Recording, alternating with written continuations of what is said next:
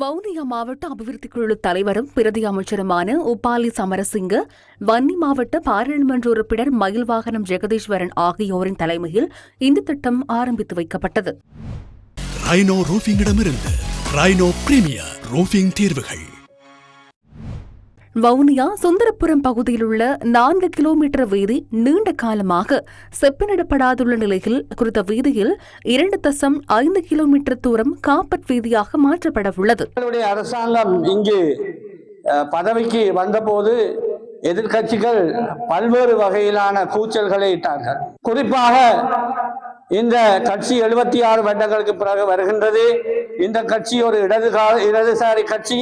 எனவே இந்த கட்சிக்கு வெளிநாடுகளினுடைய ஒத்துழைப்பு கிடைக்காது, IMF உதவி நிறுத்தப்படும், இவ்வாறு பல்வேறு புரளிகள் எதிர்கட்சிகள் எங்கள் மீது கூறியிருந்தார்கள்.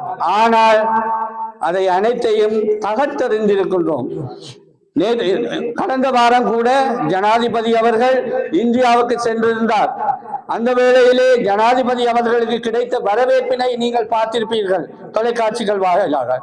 பல்வேறுபட்ட நாட்டினுடைய பிரதிநிதிகள், நாட்டினுடைய அதிபர்கள் ஜனாதிபதி அவர்களை சந்தித்து தங்களுடைய வாழ்த்துக்களை தெரிவித்திருக்கின்றார்கள்.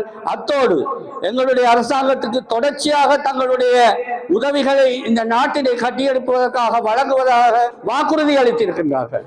எங்களுடைய நாட்டினுடைய நன்மதிப்பு உலக நாடுகளிலே பெருகி வருகின்றது.